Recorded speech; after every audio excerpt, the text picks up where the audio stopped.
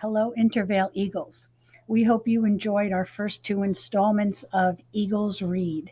Reading to all of you is just one way that we can stay connected during these unusual and unprecedented times. We'll all be together soon, but until we are, enjoy these special stories selected for you by your teachers. Hi, I am Akhil Patnori, a student council representative, and I am in third grade in Mrs. Worthington's class. So, I'm going to be reading Hank Stepster Help Somebody Get Me Out of fourth grade. Okay, so I'm going to be, yeah. Chapter 1 Students, there will be excitement in the classroom today. My teacher, Miss Adolph, said, Can you feel it? I tried. Oh boy, I tried. Did I try? I even lifted my palms off the desk and stuck them straight out in the air to see if they would pick up the excitement vibration. Nothing. I felt nothing. I looked around to see if I could see anything, and usually in the classroom, it looked like the same old fourth grade classroom at PS 87 where I had spent the last 8 months of my life. Same old pale green walls, same old desk lined up in the totally straight rows, just like Miss Adolph likes them. Same old bulletin boards displaying the compositions of the best students in the class. Oh, in case you're wondering, mine wasn't up there. Never has been and never will be. But hey, a guy can dream, can't he? So what could Miss Adolph be talking about? Excitement in school? As far as I'm concerned, school and excitement just don't go together. I flapped my arms around again just to make sure I wasn't missing anything. Frankie, I whispered to my best friend, Frankie Tanswind, who sits across the aisle from me. Are you feeling the excitement? Zip!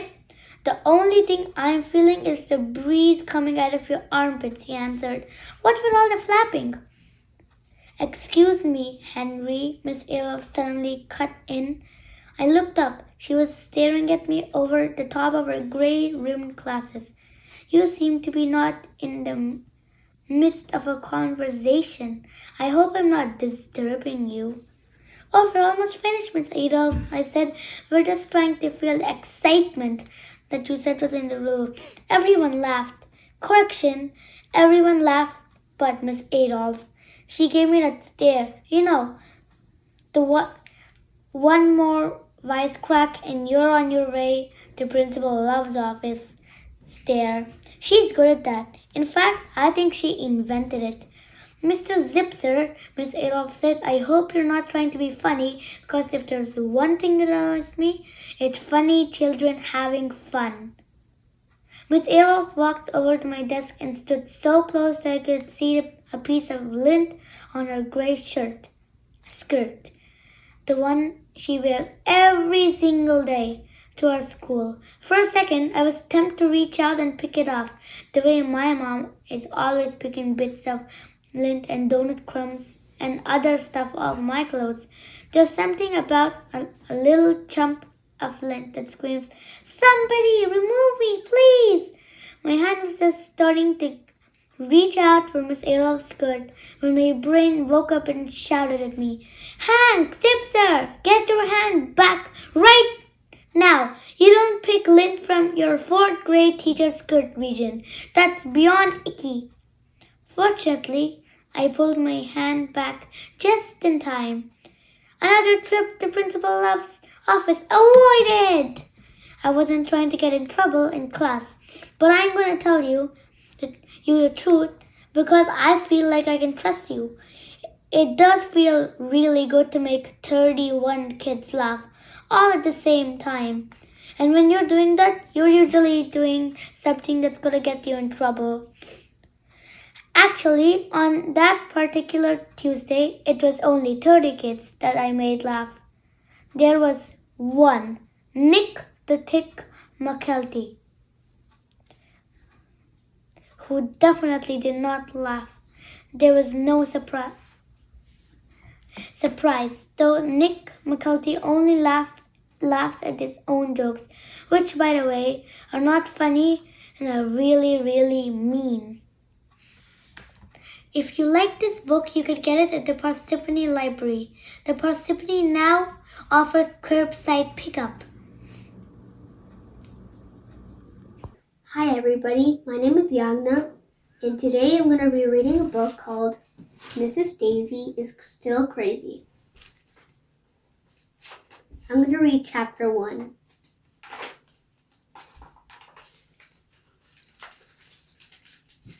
Toenails don't have brains. My name is AJ and I hate germs. Germs are ugly and gross and mean. Germs should be against the law.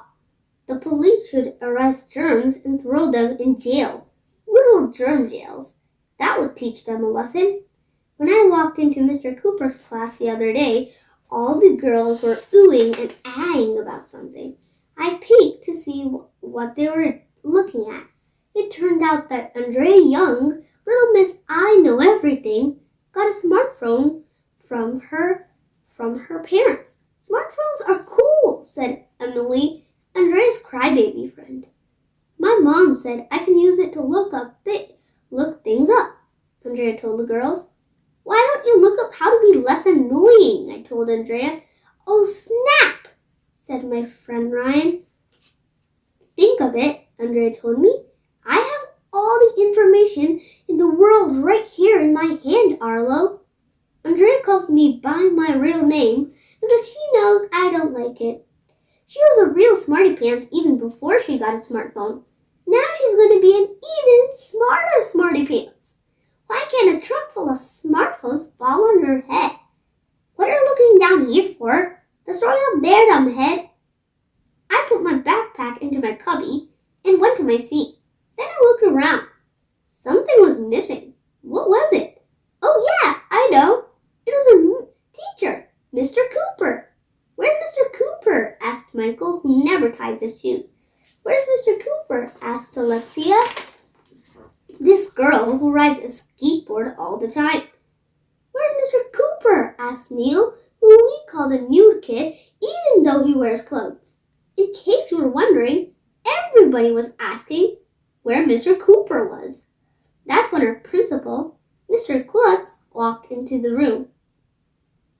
He has no hair at all. I mean none.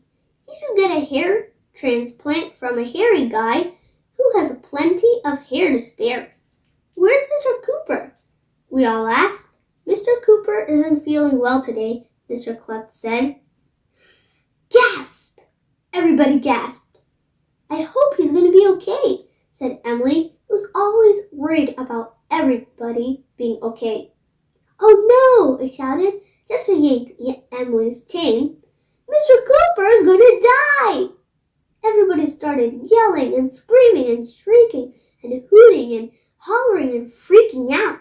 We've got to do something, shouted Emily, and then she went running out of the room. Sheesh, get a grip. That girl will fall down for anything. Calm down, said Mr. Klutz as he went to the whiteboard and picked up a marker. Mr. Cooper told me he has, and then Mr. Klutz wrote this big, long word. Onychocryptosis. What? I couldn't even pronounce that word. It sounds like a horrible disease, said Alexia. I told you Mr. Cooper's gonna die, I shouted.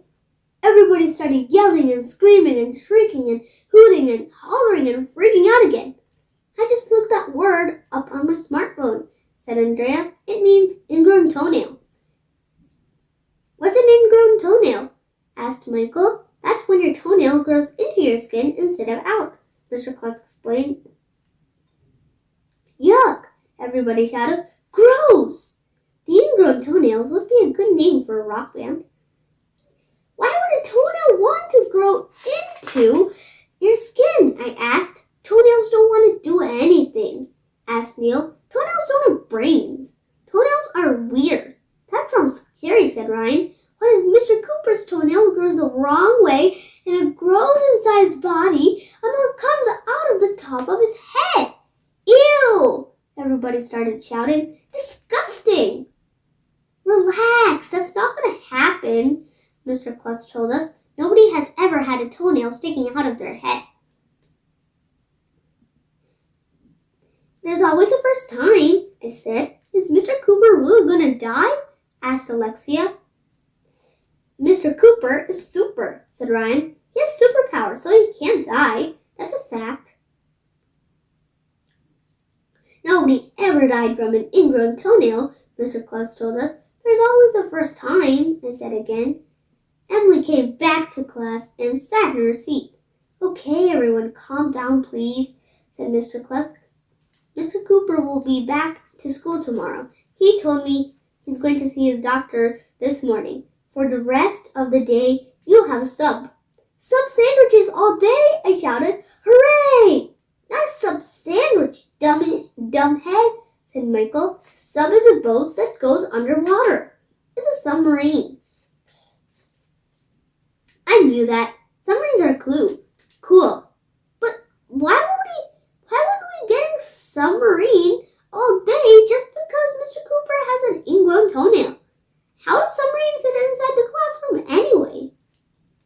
Not a submarine, dumbheads, said Andrea, rolling her eyes. A sub is a substitute teacher, right, Mr. Klutz? That's right, Andrea. Andrea smiled a smile she smiles to let everybody know that she knows something nobody else knows. Personally, I'd rather have a sub sandwich or a submarine, but it's always great when you have a substitute teacher because then you don't have to do anything, any work, or learn anything. That's the first rule of being a kid. Will our substitute teacher be nice? Asked Emily, who always cares about how nice everybody is. Oh, yes, she's very nice, said Mr. Klutz. I think you already know her. I think you know her already. In fact, here she is now, and you'll never believe in 1,000,000 years who poked her head into the door at that moment. Nobody! It don't hurt if you poked your head into a door. Why would anyone want to do that, by the way? But you'll never believe who poked her head into the doorway. I'm not going to tell you. Okay, I'll tell you. But you have to read the next chapter. So na boo boo on you. So I recommend this book because it is a really funny book, and people who like funny books can read this book because it's really funny. Go to the library and pick this book up right up now. It is a really good book to read. Hello everyone, my name is Noah Crane. I'm in 5th grade and I'm the Student Council Secretary. Today I'm going to be reading But No Elephants by Terry Smath.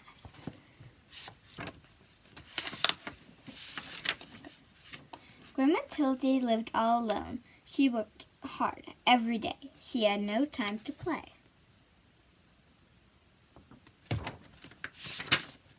One day, a man came out to her house. He was selling pets. Would you like to buy a canary bird? Asked the man. Very well, said Grandma Tildy, but no elephants. Grandma Tildy was cooking stew. The bird wanted to help, so he sang a song for her. It made Grandma Tildy happy.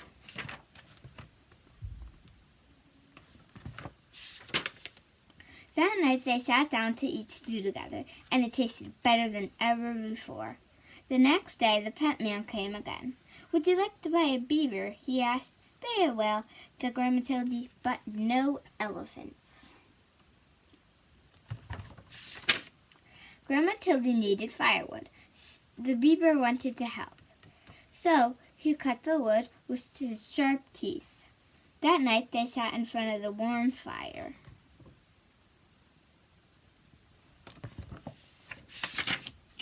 Grandma Tildy went shopping. She met the pet man again. Would you like to buy a turtle? He asked. Very well, she said, but no elephants.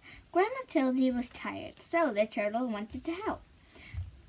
He carried her home on his back.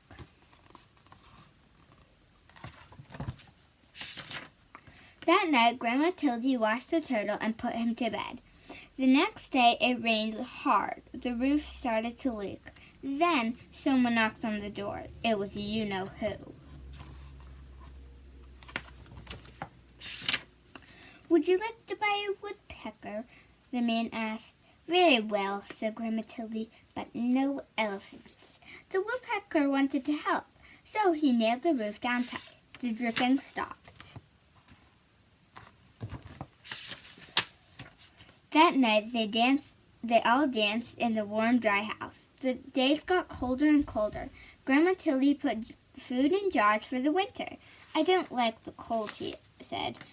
Just then the pet man appeared.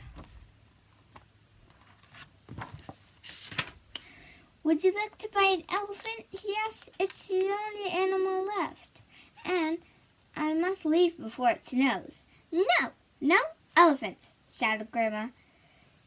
She went back to work. The pet man left. But the elephant stayed. It started to snow and kept snowing. And snowing and snowing and snowing. "No elephant," said Grandma Tildy, but the elephant would not go. She could not see the elephant now, but they could hear him crying. They felt sad. "Very well," called Grandma Tildy, "you may come in." The elephant was happy as could be. But the elephant had a problem. He could not get through the door, so they all helped to push him inside. "Oh dear," said Grandma Tildy, "I hope the floor is strong. This is a very old house." Outside, the snow kept falling, but inside the house was cozy and warm. Everyone hoped winter would go away and spring would come soon. That night, there was a terrible crash. The elephant had fallen through the floor. "We cannot fix this," said Grandma. "You have to stay there." The winter was long, and soon the firewood was gone. The elephant was always hungry. He kept eating and eating until the food was gone. "We cannot leave or we will freeze," said Grandma Tildy. "We cannot stay or we will starve. What are we to do?"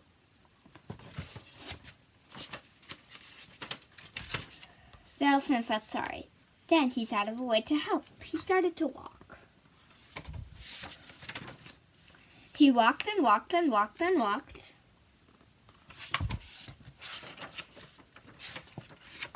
And he stopped. They were in a warm, sunny place. And that is where Grandma Tildy and her friends are today. Hope you guys enjoyed the book. Bye. Hi, my name is Anya Gandhi, and I am in Miss Worthington's 3rd grade class. And today I'm going to be reading a book called The Emperor's New Clothes. And this book is illustrated by Deborah Allwright.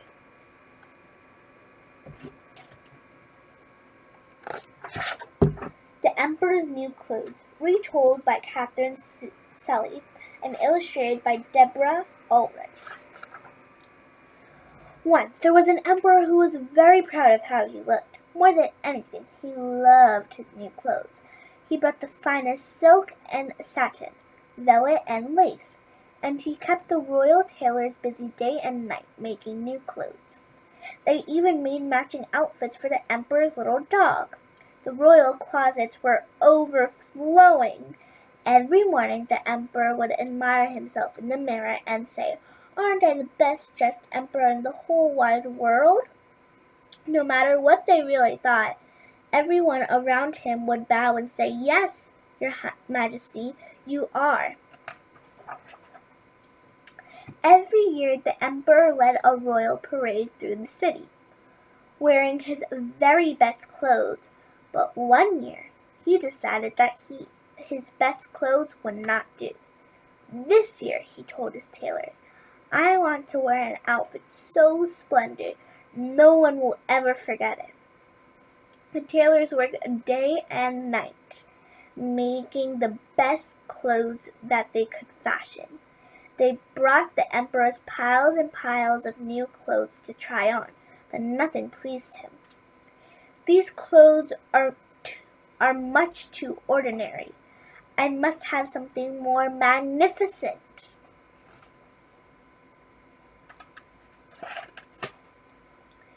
The tailors kept trying, but the emperor was still not happy. At last, he told his chief minister, "Find me some new tailors who can make truly magnificent clothes." The chief minister set out at once. As he walked through the marketplace, he overheard two men talking to a well-dressed couple. "We are the best tailors in the land," the first man was saying. "Yes," the other agreed. "We make clothes so fine that no one in the whole world has ever seen anything like them." The chief minister rushed over. "You must come with me to the emperor's place," he told the tailors. The chief minister brought the two tailors to the emperor. "Can you make clothes that are truly magnificent?" the emperor asked. "Oh, yes, your majesty," they replied. "When people see our clothes, they never forget them." "What is so special about your clothes?" asked the emperor. "They are made from rare and wonderful cloth," the first tailor explained, "and only we know how to weave it." "That sounds perfect," explained the emperor. He gave the tailors a bag of gold and promised them more when the clothes were finished. The two tailors were given their own workshop, where no one would disturb them. They quickly went to work. A few days later, the chief minister came to see how they were doing. The tailors seemed to be very busy, but the chief minister could not see any cloth. "Our cloth is fine and delicate," the first tailor explained. "See how it shimmers in the light." "Only a fool cannot see this beautiful cloth," said the second tailor. The chief minister did not want the tailors to think he was a fool, so he said, "Yes, it's beautiful indeed." The tailors pretended to snip a piece of cloth, then carefully folded it up. They handed it to the chief minister, who took it straight to the emperor. "Only a fool cannot see this wonderful cloth," said the chief minister, handing the invisible cloth to the emperor. The emperor did not want anyone to think he was a fool, so he quickly said, "Yes, it's the most beautiful cloth I've ever seen." "Give the tailors more money and tell them to work more quickly." A week later, the chief minister went to see the tailors again. They seemed to be hard-working, cutting and pinning their invisible cloth. "What do you think of the cloak we are making?" asked the first tailor. "Only a fool will not be able to see how beautiful it is," said the second tailor. Because he did not want to look like a fool, the minister replied, "It is the most splendid cloak I have ever seen. I am sure the emperor would be pleased."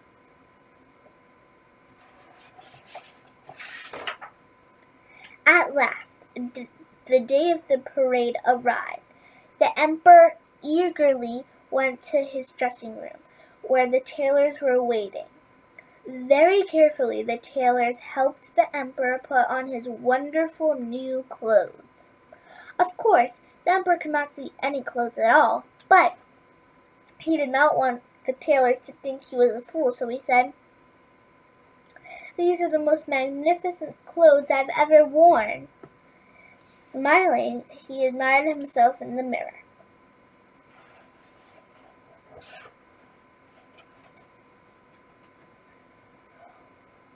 Wearing nothing at all, The emperor made his way down the grand staircase, through the great hall, and out the palace courtyard. Everyone bowed as the emperor passed. No one noticed that he wasn't wearing any clothes.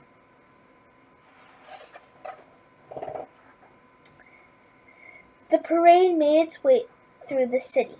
Crowds of people stood in the streets, cheering and clapping, waiting for the emperor to appear. When they saw the emperor at last, they could not believe their eyes. The people began to whisper to one another, but nobody had courage to say anything out loud.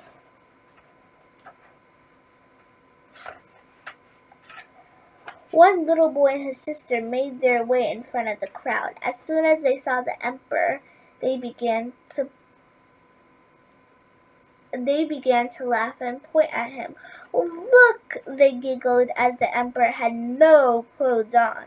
And everyone, even the emperor himself, knew it was true. Filled with shame, the emperor made his way back to the palace to get dressed. "I have been very foolish," he said to the chief minister. "My appearance has not been so important to me. I would never have let myself be cheated by those two tailors. I would never be so vain about my clothes again." He was true to his words, and he was much happier emperor from that day on. The end. Hello everyone, my name is Amanda Sale and I am your Intervale Student Council President. For Share a Story Day, I've decided to read to you guys The Day the Crayons Quit by Drew Daywall. So here we go.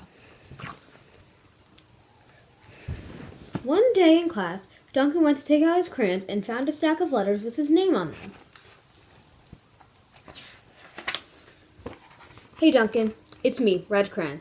We need to talk. You make me work harder than any of your other crayons. All year long, I wear myself out, coloring fire engines, apples, strawberries, and everything else that's red.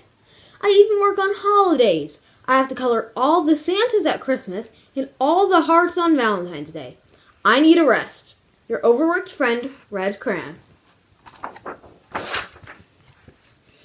Dear Duncan, alright, listen. I love that I'm your favorite crayon for grapes, dragons, and wizard's hats, but it makes me crazy that so much of my gorgeous color goes outside the lines. If you don't start coloring inside the lines soon, I'm going to completely lose it. Your very neat friend, Purple Crayon. Dear Duncan, I'm tired of being called light brown or dark tan because I am neither. I am beige and I am proud. I'm also tired of being second place to Mr. Brown Crayon. It's not fair that Brown gets all the bears, ponies, and puppies, while the only things I get are turkey dinners, if I'm lucky, and wheat. And let's be honest, when was the last time you saw a kid excited about coloring wheat? Your beige friend, Beige Crayon. Duncan, Gray Crayon here. You're killing me. I know that you love elephants, and I know that elephants are gray, but that's a lot of space to color in all by myself. And you don't even get me started on your rhinos, hippos, and humpback whales. You know how tired I am after handling one of those things? Such big animals. Baby penguins are great too, you know. So are very tiny rocks, pebbles. How about one of those once in a while to give me a break? Your very tired friend, Gray Crayon.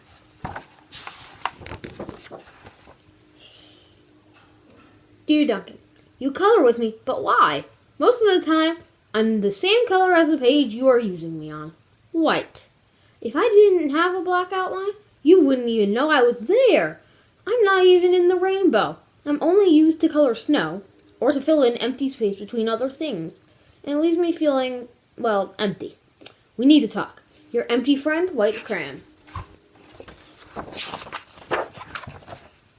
Hi, Duncan. I hate being used to draw the outside of things. Things that are colored in by other colors, all of which think they're brighter than me.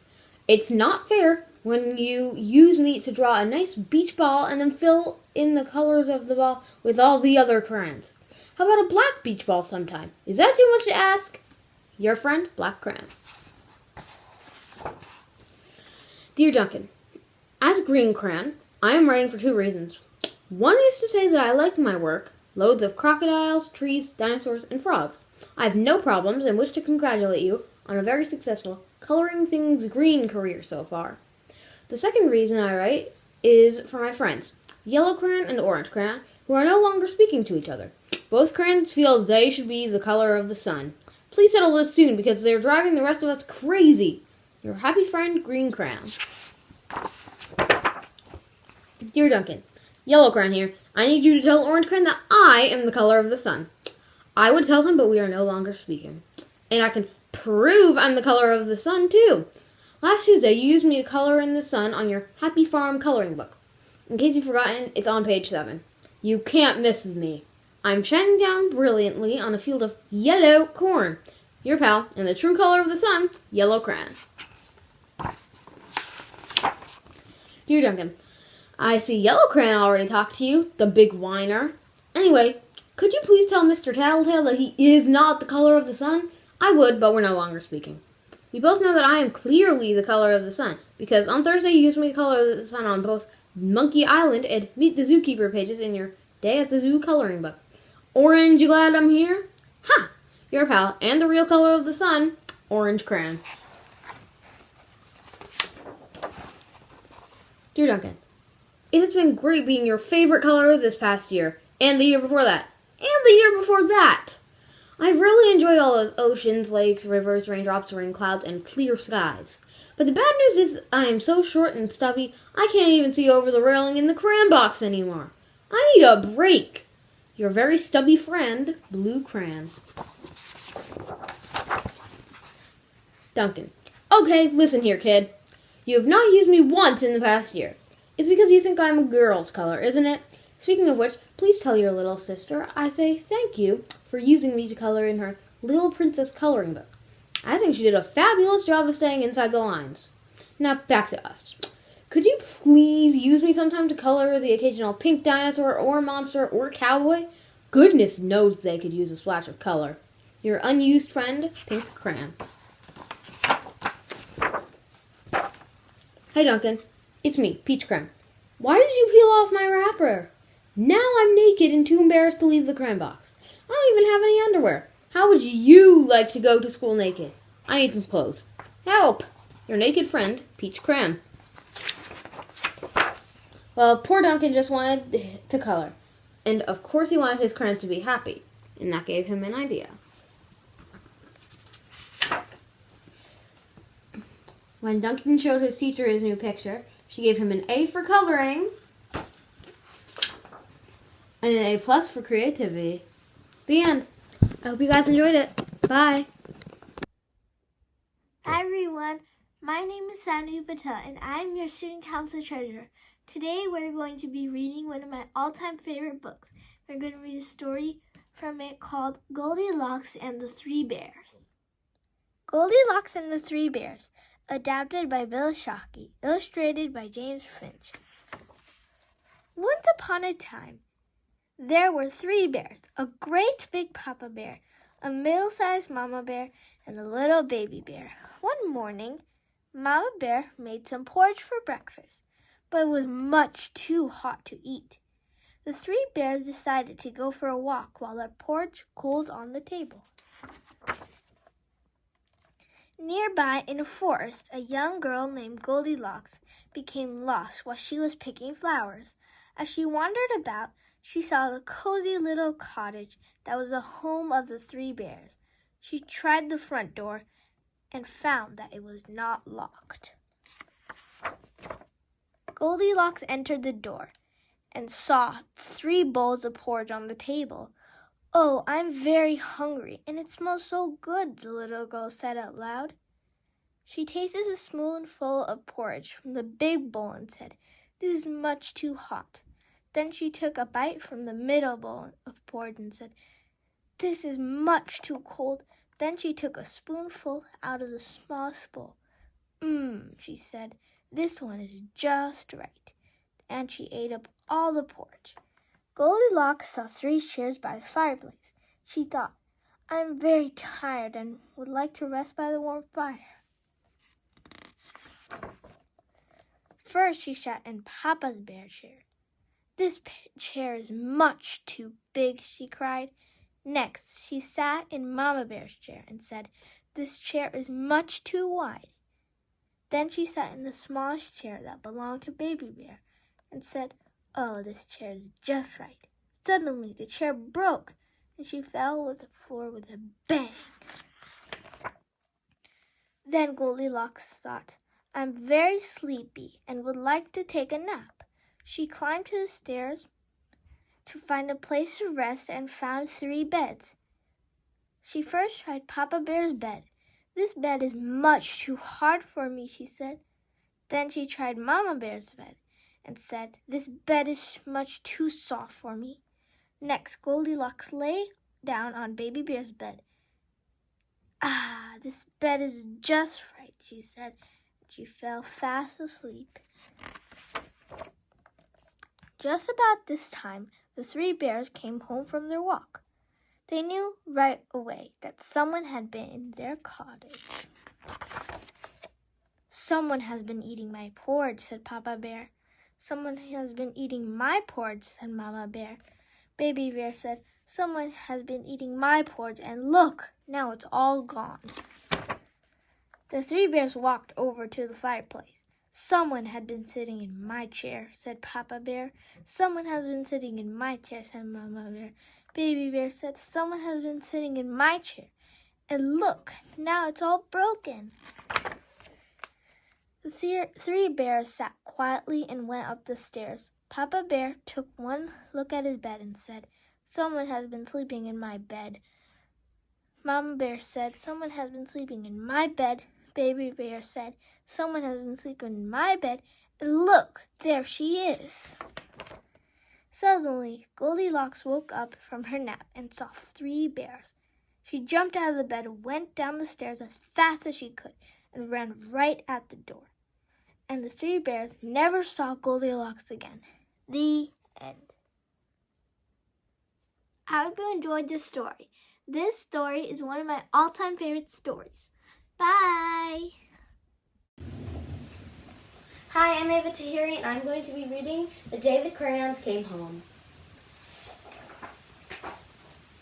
One day, Duncan and his crayons were happily coloring together when a strange pack of postcards came in the mail with his name on them.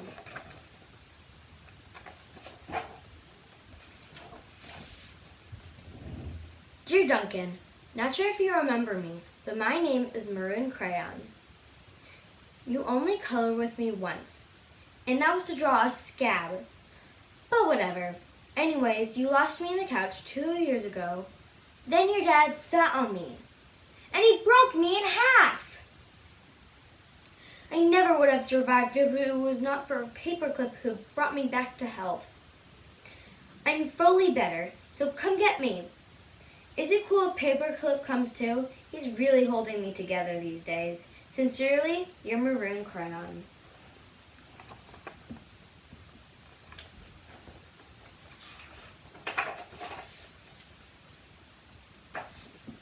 Dear Duncan, no one likes peas, and no one even likes the color pea green. So I'm changing my name and running away to see the world. Sincerely, Esteban the Magnificent, the crayon formerly known as pea green.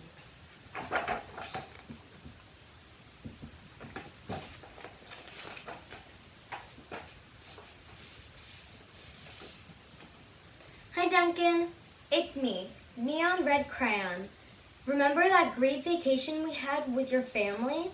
Remember how we laughed and we drew a picture of your dad's sunburn? Remember how you dropped me by the hotel pool and left? Clearly, you did not. Because I'm still here. How could you miss me? Anyways, after 8 months waiting for you, I'm going to walk back and travel the world. Your left behind friend, Neon Red Crayon.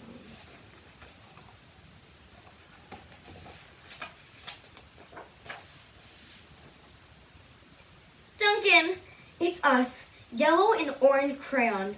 We know we used to argue over which of us was the color of the sun, But guess what? Neither of us wants to be the color of the sun anymore. Not since we were left outside and melted together.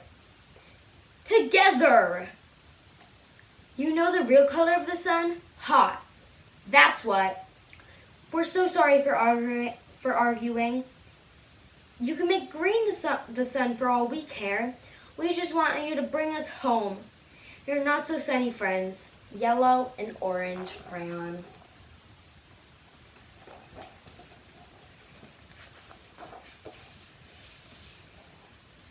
Hey Duncan, I'm not sure if you recognize me after the horrors I've been through. I think I was tan crayon? No. Or maybe burnt selenia. I don't know anymore. But I can't tell. Because I can't tell. Have you even been eaten by a dog and puked on the living room rug? Because I have. And I can tell you one thing. It is not pretty. Not pretty at all. Can you please bring me back? Either way, I'm more carpet fuzz than crayon now. But still, your unso-settling friend, tan, or possibly burnt selenia crayon.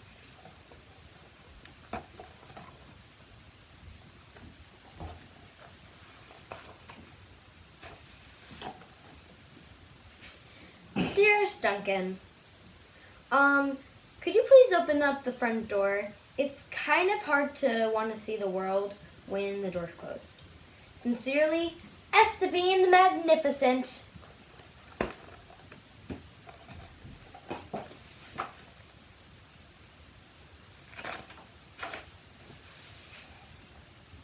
Hey Duncan, remember last Halloween how we told your little brother there was a ghost in the basement stairs? Remember how we drew that scary stuff on the wall? Yeah, sure that was funny, but it was not funny when you left me in the basement. I'm kind of horrified now. No, I am terribly horrified. Your scared friend. Glow in the dark crayon.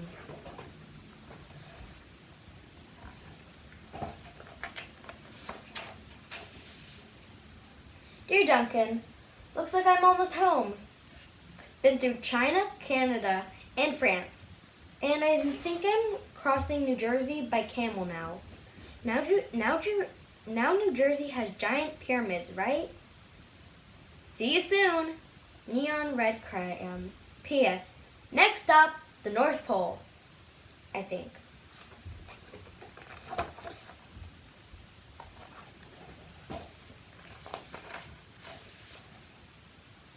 Hey Duncan, remember page 8, the Pirate Island? Does that ring a bell? Kind of a big payday for Captain Greenbeard, don't you think? And no, we did not get bronze or silver piles of gold. We did not get bronze or silver piles of coins. I told you we'd get gold. It's unbelievable that you didn't listen to me. But no, you still think that I'm that stupid crayon. But no, I make gold. And now I told you that those stupid crayon sharpeners don't work. And now it's stuck on my head. Your pointless friend, Gold Crayon.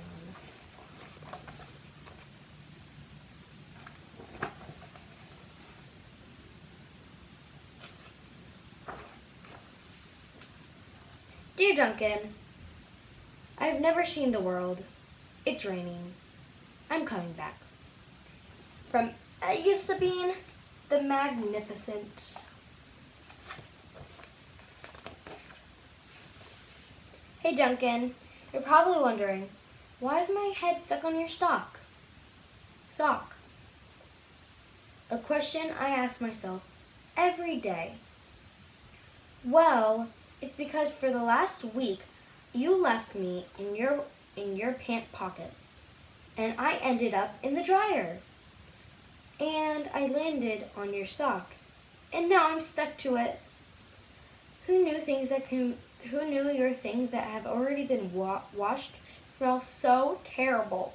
Your stinky sock and head buddy, turquoise crayon. P.S. Sock says hi.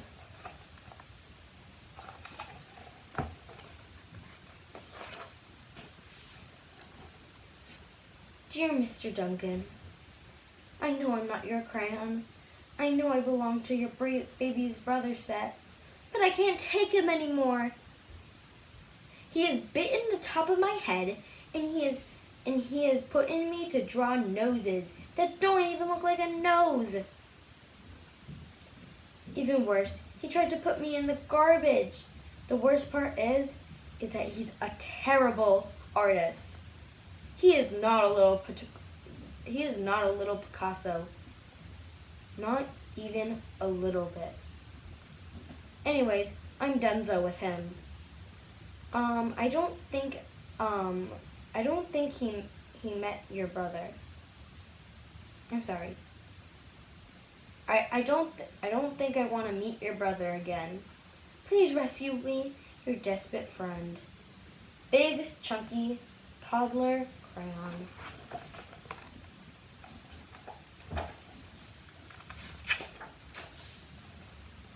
Duncan, greetings from Amazon rainforest. Making a great time. I think I'm almost home. Neon red crayon. Anti-skiing. I don't think that's the Amazon rainforest. Just a guess, though. Hello, Duncan. I'm brown crayon. You know exactly why I ran away, buddy. Everyone thinks that I'm the color that always gets. Everyone thinks that I'm the color that you always use. They think I'm lucky. I get candy bars, puppies, ponies, even big bears. Awesome, right? What's not so awesome? When you draw me as bears poop. Not too fun. I'm a little embarrassed. Please stop. Can I just go back to candy bars and trees, please? Okay. You're very embarrassed, friend. Brown crayon.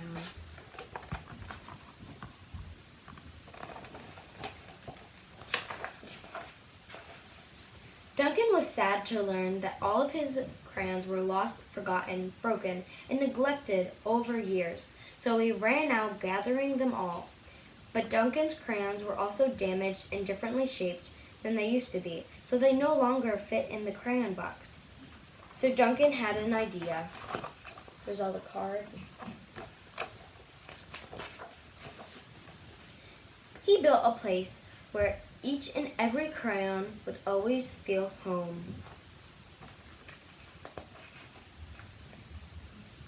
And the best part is how Neon Red Crayon could tell Easter Bean the Magnificent what the world was like.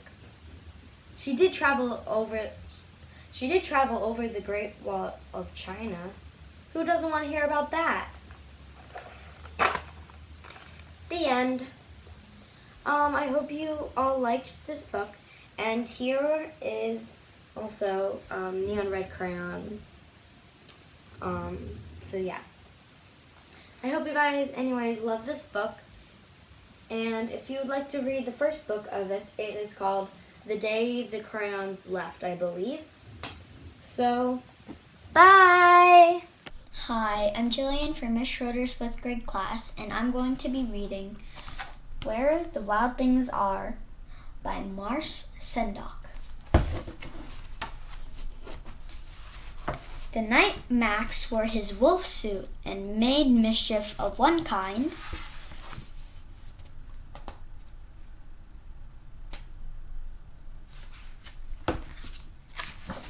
and another,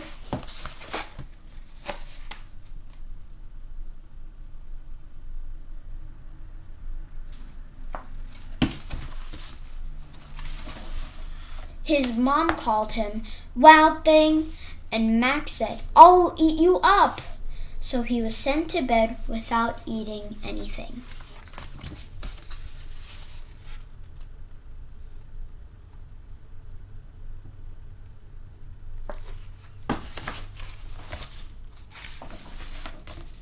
That very night in Max's room, a forest grew.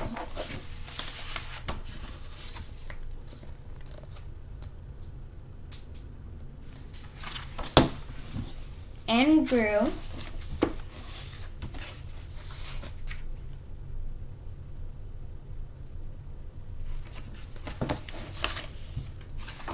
And grew until the ceiling hung with vines and the walls became the world all around.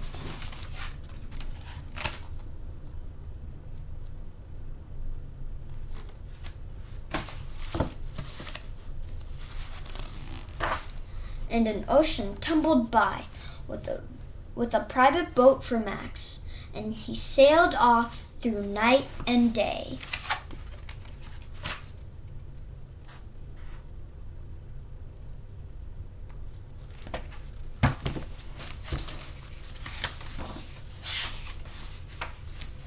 And in and out of weeks and almost over a year to where the wild things are.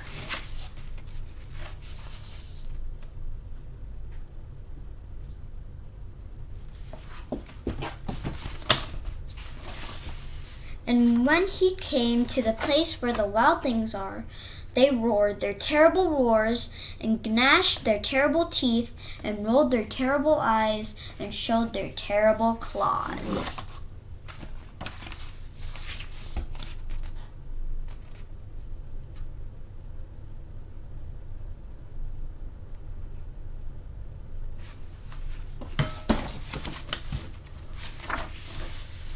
Till Max said, "Be still!" and tamed them with a magic trick of staring into all their yellow eyes without blinking once, and they were frightened and called him the most wild thing of all.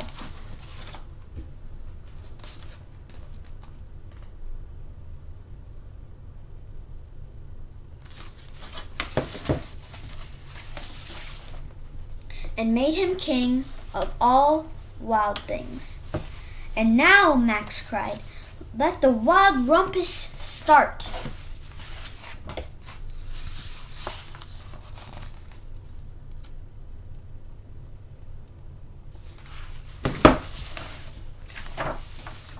And these are all pictures of them rumpusing.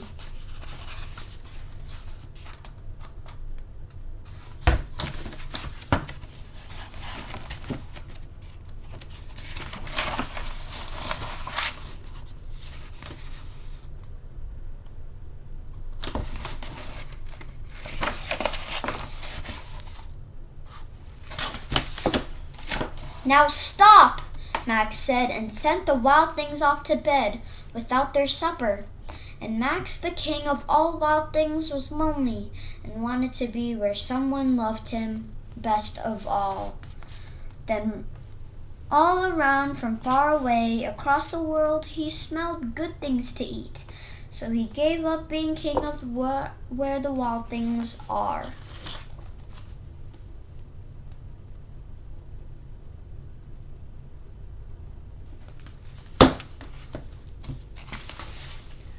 But the wild things cried, "Oh, please don't go. We'll eat you up. We love you so." And Max said, "No."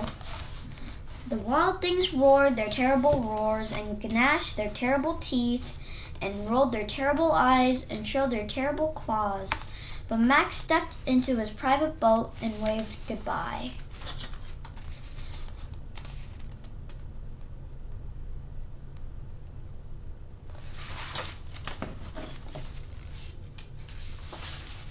And sailed back over a year and in and out of weeks and through a day.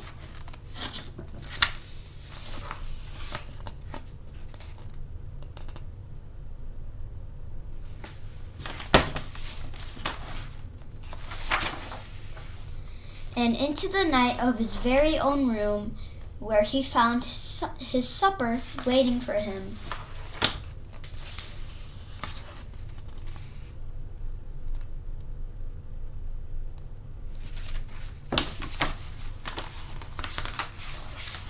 And it was still hot. Well, that was where the wild things are. I hope you enjoyed me reading this book. and I would recommend it to anyone who is gonna read a book that's interesting. I'm going to be reading the Itchy book.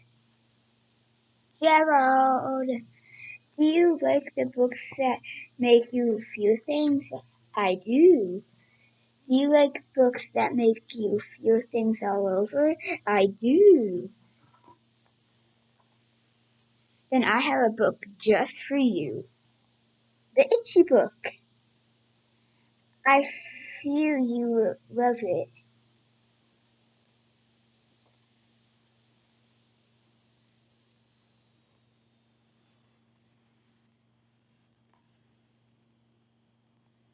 Dinosaurs do not scratch? No.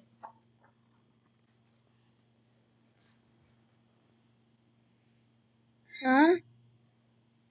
You learn something new every day.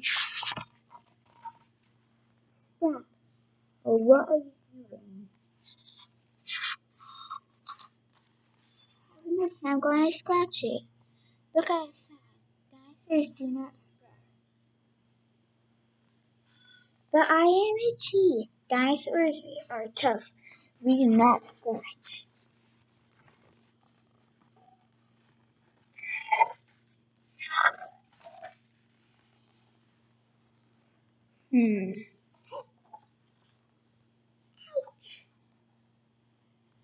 Stop. What are you doing? I have an itch. I want to scratch it. Read the sign. Dinosaurs do not scratch.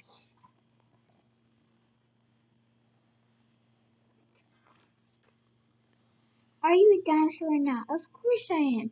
Who said I'm not a dinosaur? Look, she has an itch too. She isn't a tough dinosaur, but it is super itchy down there. Hey guys, what are you doing? We're being tough dinosaurs. What's up? Grr.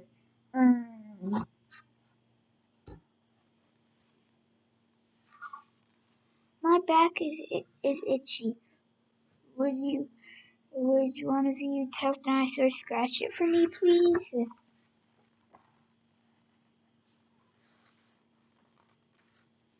Hold it right there. Hold it right there. What's the sign say? Dinosaurs do not scratch.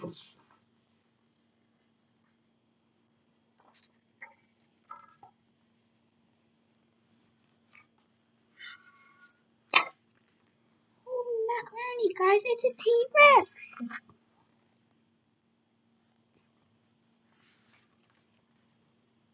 Stop, do not hide, I will not eat you. I'm not hungry.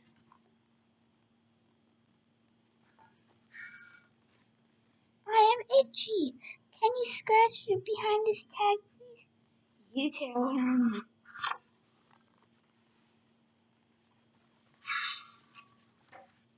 Dinosaurs do not scratch. There is a sign. But I am so itchy. It's tough to be tough.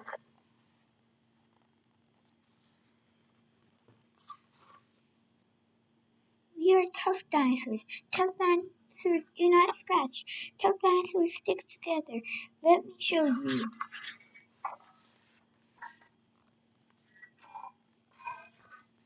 Make me itchy. Really, you want us to make you itchy? I will not scratch.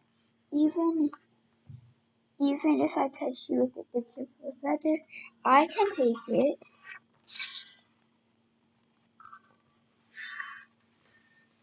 Even if I throw grass on you, I'm tough. Wow, you are tough. Even if I itty bitty ant on you, ooh, I really need to scratch. Eek! Even if I put this wool sweater on you, if I say I am a dinosaur, if I say I'm not a dinosaur, can I scratch? How are you doing this?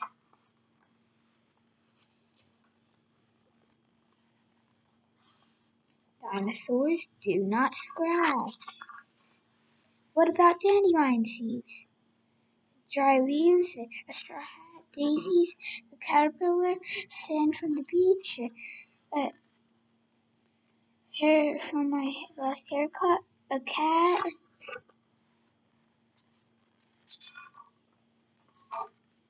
We did it, guys. We did it, guys. It is like the sign says, dinosaurs do not scratch.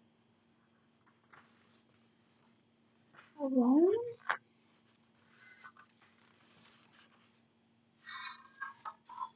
Alone?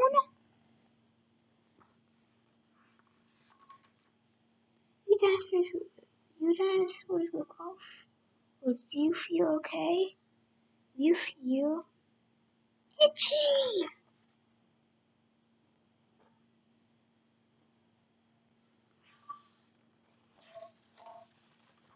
Scratch, scratch, scratch, scratch, scratch, scratch, scratch, scratch, scratch. Wow, did that feel good. I cannot believe I waited so long. The sign was right. We really are tough dinosaurs. I wonder why dinosaurs do not scratch alone. Huh? I have an itch.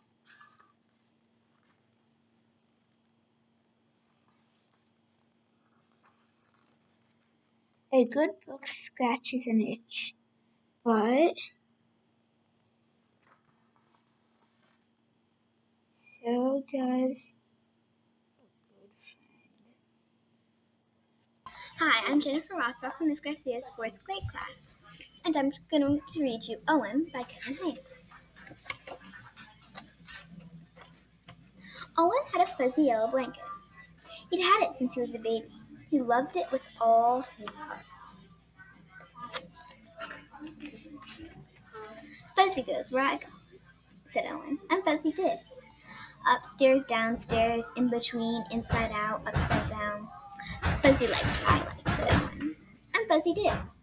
Orange juice, grape juice, chocolate milk, ice cream, peanut butter, applesauce, cake. Isn't he getting a little too old to be carrying that thing around? Said Miss Tweezers. Haven't you heard of the blanket fairy? Yeah. Owen's parents had it. Miss Tweezers filled the bit. That night, Owen's parents told Owen to put Fuzzy under his pillow. In the morning, Fuzzy would be gone. The blanket fairy would leave an absolutely wonderful, positively perfect, especially terrific big boy gift in its place.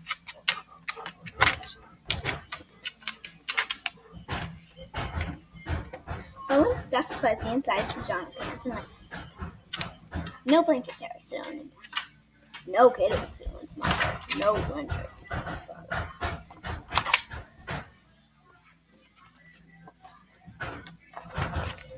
Fuzzy's dirty, said Owen's mother.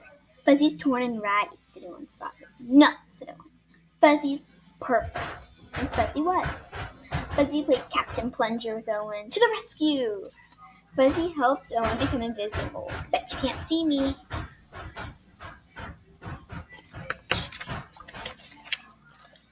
And Fuzzy was essential when it came to nail clippings, haircuts, and trips to the dentist. Can't be a baby forever, said Miss Tweezers. Haven't you heard of the vinegar trick? Owen's parents hadn't. Miss Tweezers filled them in.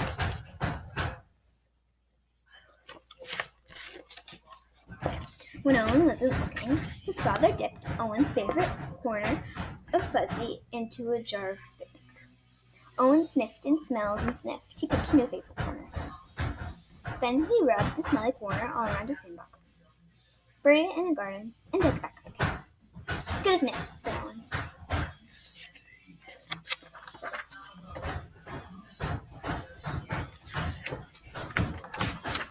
Fuzzy wasn't very fuzzy anymore, but Owen didn't mind. He carried it and wore it and dragged it. He sucked it and hugged it and twisted it.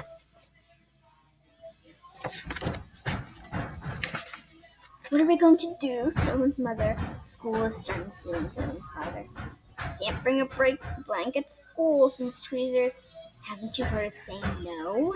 Owen's parents hadn't. Miss Tweezers filled them in. I have to bring Fuzzy to school, said Owen. No, said Owen's mother. No, said Owen's father. Owen buried his face in Fuzzy, started to cry, and would not stop. Don't act, sorry. Picture.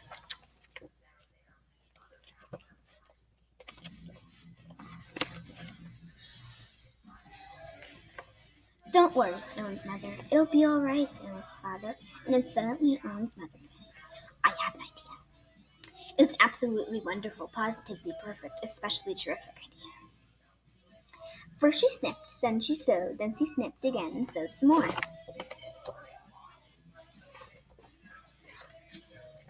Snip, snip, snip, sew, sew, sew, dry your eyes, wipe your nose, hooray, hooray, hooray. Now Owen carries one of his not-so-funny fuzzy handkerchiefs wherever he goes. So she made him handkerchiefs. That's nice. And Miss Tweezers doesn't say the end. I hope you liked Owen. And bye.